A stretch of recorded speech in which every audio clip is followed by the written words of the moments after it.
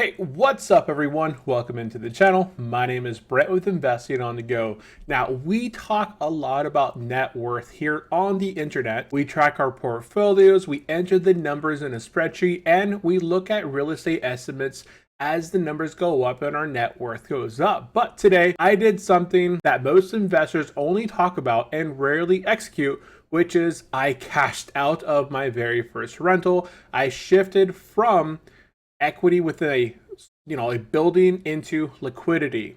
So I officially sold my very first rental property as of yesterday on Tuesday. I signed the paperwork, and as of today on Wednesday, I watched those paper numbers turn from numbers on a spreadsheet into real money entry in my bank account. So the gap between the property net worth value on paper and what it actually becomes is a pretty big difference. So it's an eye opener. So in this video, I'm going to go ahead and go over why I sold my very first rental property, the net worth illusion of real estate versus cold hard cash. So let's go ahead and look at the real numbers in the video. So if this is your first time here to the channel, I would really appreciate it if you go down below, smash that subscribe, smash that thumbs up, really does help out the channel. Drop me a comment down below if you guys bought, sold, have ever had a real estate deal in the past, rental and sold it for yourself. Let me know down in the comment section below. With that said, let's go ahead and get into the first one here. The Spreadsheet Reality pre-sale. Now, this is before we pulled the trigger on the listing. This is what the asset looked like on my personal balance sheet. We did our net worth calculator at the beginning of 2026, where I had the estimated of this property anywhere from $190,000 to upwards of $201,000, $206,000, just depending on Zillow. Now, the market value that you see on Zillow isn't the actual value of the home, because there is obviously, when you're doing the inspection period, when you're selling a home, there could be a number of things that come back on the inspection that the buyer is going to want to have you fix. You have your mortgage balance that's on the property. There's titles and fees associated with that. And so, normally net worth wise, you take the value of the home on paper and you subtract your margin balance. And for this example, right, if my property was worth, right now, Zillow, it said $201,800, and I had a mortgage balance of $65,000, that would leave me with a theoretical equity balance net worth of $136,000. Now, lower end here, if it was the home was worth $190,000, it'd be $125,000. So, right, these are just the projected numbers. We see these numbers a lot on people's net worth videos, or they're talking about their personal homes, and but it looks fantastic on a spreadsheet. But guess what? Home equity does not pay your grocery bill. It certainly doesn't buy you shares of income generating assets, and you can't physically extract that in a easy way. You can get in there and do a HELOC, but that takes process, and you only get a portion of your equity at a time, and it can be jumping over some baskets, right? Or, jumping over some hills to get access to that equity. So let's move on to the next one here. This is the settlement, where the money goes when you sell the home. This is where the friction of real estate becomes incredibly real. We had negotiated a price. So let's do a quick step back. I bought this home back in 2018, and I bought it for, it was listed on the MLS at $110,000. I offered them, I believe, $100,000. They accepted. I looked at the property, did my inspection. I was able to lower that from $100,000 down to $90,000, and I picked up the home for $90,000. I did some work around the outside of the home. I refinanced it. It refinanced at $98,000. I was able to get a loan for $73,500, pulled out, and that was cash that I got redistributed back to me, and I left about $20-some thousand of equity within the home. And that was back in 2018. Now, run forward 8 years. Here we are, 2026. The home value at the time is anywhere from $201,000 to $206,000, which is where I listed it at. I know if I listed it at the, semi around the value, I would probably get some offers here and there. We talked about the offers early on in my past video. The very first offer I was offered was 185 with $5,000 in concessions. I counted them at 205 with 5,000. They went 190 with 5,000. I went 200, and then eventually we ended up at $195,000 and $5,000 of concession. But the final contract price here, as said, is $187,000. Now, the way that we landed on this is that we agreed they would buy it at 195, and they had their inspection period similar to my inspection period. They went through, had it inspected, and they wanted some heaters in the room. That would be electrical work. They wanted some the roof completely redone because they wanted a new roof on the house, and there was some miscellaneous items in there. And already I said, no, I'm not going to be doing that. And instead, they retracted the electrical work and the heaters in the rooms. And they said, okay, all we want is the roof to be redone. And I said, no, I don't want to do that either. So they said, okay, hold on. Let's extend the inspection period. Let me get a quote of the roof on our end. They went out, they got a quote for the roof being renewed of $8,000. They gave me a statement, said, hey, how about we reduce the price by $8,000? You don't have to do the work yourself. You just reduce the price down from 195 to 187. And I agreed. So I'm not having to do that roof replacement. I don't want to open it up and, come up with some other issues potentially. So we finalized at $187,000. The buyer is going to get some concessions. So at the end, I paid them $5,000 to going to either help them buy down their rate, or they'll be able to have $5,000 in cash to kind of do some other miscellaneous fixes or just things that they want to do in their life. Now, obviously, there's going to be some transaction costs in here. Every agent, the buyer agent, the seller agent, get a 2.5% commission, plus there's titles and fees. So here's a miscellaneous list here. I got my mortgage payoff, the listing commission from each side, the AmeriTitle and insurance closing fees, and all the, recording, courier fees and such. So all those tiny miscellaneous transaction fees and mortgage payoff ended up being $76,031.56. So that seems like a good chunk right there. But from the sell price minus the credits, we ended up positive with the final net proceeds, which was officially wired to me today, of $106,041.90. So boom, $100,000 plus of cash directly deposited into my account that's available, physically able to be used and invested. And with that invested access comes additional, liquid access, which is margin, right? I can borrow a percentage of that as well, much easier than I could going out there and applying for a HELOC or refinancing my property to a much higher rate just to pull equity out. So this ended up being really, really good. Now, I want to protect the principal, but again, the haircuts do not stop at the title company and the paying off the loan. As a disciplined investor, you can't just treat your gross amount of money as play money. This is a specific, we have to go pay back Uncle Sam over here. So now everyone's tax brackets are going to be a little bit different because it's going to depend on your income level, the depreciation recapture of how many years you own the property, how many years you were able to depreciate it. That's going to come back into effect of how much you were depreciating every year. You're going to have to pay that back. So it's all going to be completely different for every individual. So if you are selling a home or thinking about selling a non-personal home and you're going to have a rental, right? You're going to have to do some recapture there. So for my specific situation, I'm immediately going to be carving out a reserve.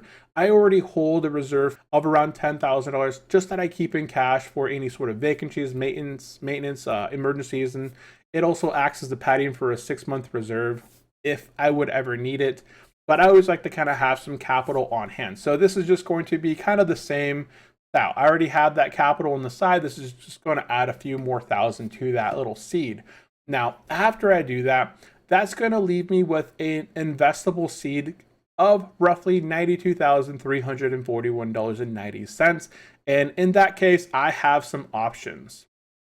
So we talked about the tax portion here, about almost $14,000, but I still do have other rentals and I'm able to do some depreciation through there. I have my real estate business, I have my YouTube business, social media, right? I have other depreciation or write-offs within the area, so it'll affect everyone's taxes a little bit differently. Let's go ahead and go to the next one. So what did I do with the capital? Well, that's where SoFi comes in. I needed a safe place for that capital to land, and I chose to route all my gross proceeds over to my SoFi account. Why? Because right now, SoFi is offering a really nice high yield savings account. If you guys do not have a high yield savings account just yet, there's a promotion going on right now that just by signing up for a checking and saving account, you can get $50 just for signing up, depositing at least $50 within the first 21 days. Then if you do set up a enrollment, like direct deposit, you can get an additional $25 into your account. That's $75, easy peasy. Now, if you have direct deposits of at least $5,000, you can get an additional bonus of $400. That's $475 of cash that's able to be directly deposited into your account. Zero friction, a few extra bucks to help out. Plus, SoFi has their SoFi Invest. I used to use SoFi Invest back in 2025. We did our $1,000 investment challenge where I invested $25 a week into the SoFi investing platform. It was easy to use for beginners and just kind of set it dollar cost average. It does it all for you, where it gets a nice 3.10 to 4.5% APY, depending on the capital, right? So that is where I wired my capital over to. Now, let's talk about the current market conditions, the overextended and exhausted market. Now that the cash is secure in my SoFi account, I do have the ultimate goal of moving it over into my brokerage account. I've already initiated the transfer from SoFi to Fidelity, and I'm going to leave it at Fidelity for the time being. This is because in the future, I do believe that Robinhood is going to have another 2-3% transfer bonus open up. And at that time, I'll go ahead and then transfer from Fidelity to Robinhood to get that, 2% bonus on $100,000 capital. That's going to be a nice little bonus there as well. But I don't want to go in at the moment and just dump $92,000 to $100,000 lump sum into these broad equities. Now, let's go ahead and look at the market right here. Right now, I have the S&P 500 up on the chart right now. This is the year-to-date data. It'll kind of look the same whether we were looking at it year-to-date or in the 1 year. Last week, we did, during our recap video, we saw the tech, or ticker symbol XLK, the mega caps were pulling back recently. A lot of the Mag 7, such as Microsoft, Meta, Tesla, Netflix, and such, had all pulled back and were underneath their 200-day moving averages. We saw Amazon and I think a few others also kind of pulling back. Not quite. They kind of touched that 200-day and then began moving higher. As of Wednesday, we did see Meta blast up by 9%. And a few other names have been doing really well this week. So I'm looking at everything with a grain of salt. But as of right now, we do have a double top, which I posted over in the Discord. At the end of close on Tuesday, we were about 1.8% away from all-time highs. And when I'm just looking at the market here as a whole, we're kind of in the overextended bearish crossover with the oscillator. And the last time that this took place, back in the February-March timeframe, right in through here, the market sold off quite a bit into the red towards the end of March before making a recovery. Here, if we go into the next, we'll zoom more into the current market here. I posted this over on the Discord here, but we're looking a bit more bearish versus bullish. Short term, it's not blue, it's red in the screenshot, but here we have that blue short-term moving average. It's beginning to trend sideways and getting compressed, where yes, we could make the move to the upside, but here as of Wednesday, the S&P 500 slammed into 750 and retracted. We have the job numbers coming out Thursday, and we had the double top right on going on through here with the lower high. And then once again, we're having a triple with the lower high here as well. And we're just have a big gap. I didn't have the gap in here. We saw the gap in the first screenshot between the current price of the S&P 500 and that 200-day moving average. We have quite a bit of a gap between where we're at and where we could potentially fall back and retest. I just feel that even in the uncertain times with war, right now we have a deal, we don't have a deal, we go into a weekend, we do some bombing, we don't, now we go into a ceasefire, right? There's a lot of uncertainty still out there in the market. And at this time, I want to see how this plays out. If tech semiconductors are going to continue rolling over into the negative, that's going to offer me some buying opportunity versus just me taking, that $100,000 and investing it right away. I can invest it smartly where I'll still make some return and then could at any time just begin dispersing it into the market, as the market falls. So we'll talk about that right now. Now, option one, instead of chasing the high yields in an unstable market, I'm going to be taking a defensive move right here going into July. Now, I'm going to be parking anywhere from 90 to 100 and some percent into ticker symbol JAAAA. It's an ETF backed by the highest quality AAA corporate loans. And as you can see by the chart, the price does move, but it barely moves. It acts more as a money market fund. In this thing right here, it's very defensive. It has a yield profile of about 5% yield. It does offer monthly distributions. Over the last 6 months, it's averaged about 0.196, so about 0.2. The latest distribution I have cut off here in the screenshot is 0.2 something. So it's a very defensive, and this is just maximizing liquidity in the case of waiting for a market pullback, which I do believe will happen in the short term going into the next few weeks or even months. Now, this investment right here would still spin off roughly $360 to $400 a month, but it would also retain my equity.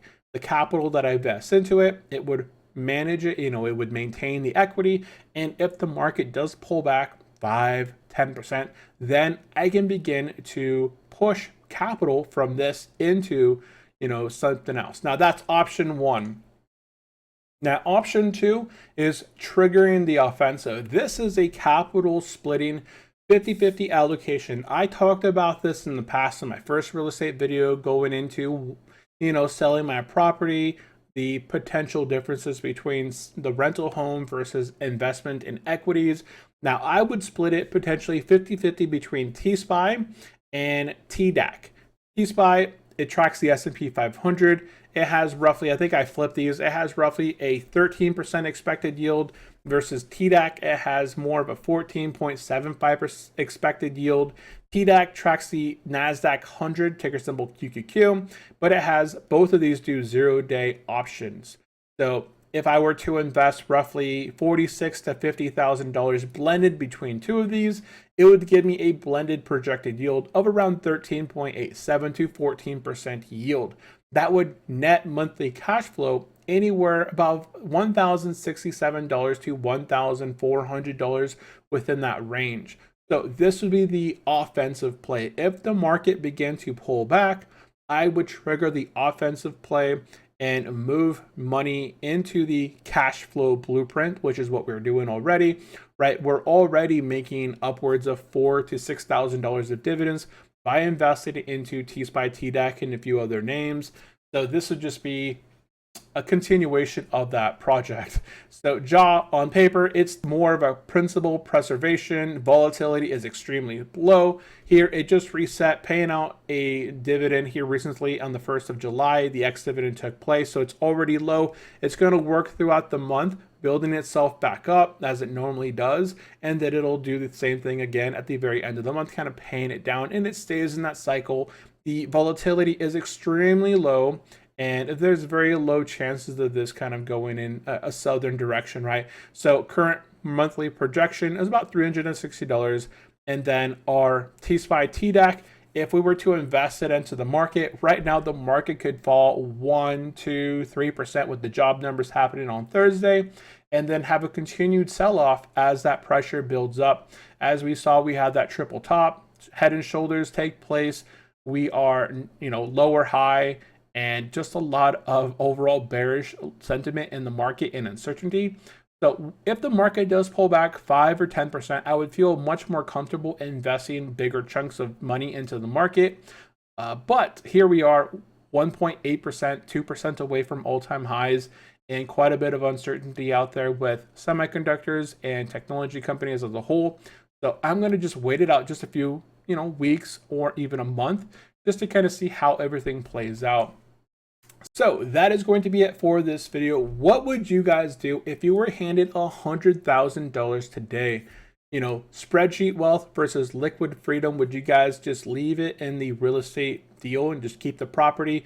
Now the property, it was cash flowing roughly $400 to $600 a month on a good month, but taking that capital and even the capital that was paid out to me at net proceeds and investing that would net me roughly $1,000 plus of net appreciation without property management fees, no utilities, no random maintenance or issues and broken things, a broken oven or a refrigerator that started leaking. These issues no longer exist. It would just be appreciation from the stock long term, and then have those monthly distributions as a whole as well. So let me know down in the comments section below, guys. What would you have done? Would you have just kept the property as it is, or would you have sold it as well?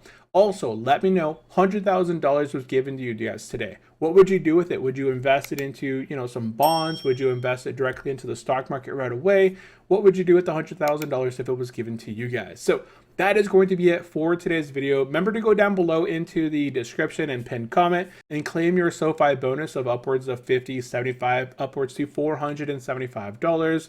And drop me a comment with what you would do. So guys, that is going to be it for today's video. I do appreciate everyone for tuning in and hanging out, and I'll catch you guys in the next one. Bye-bye.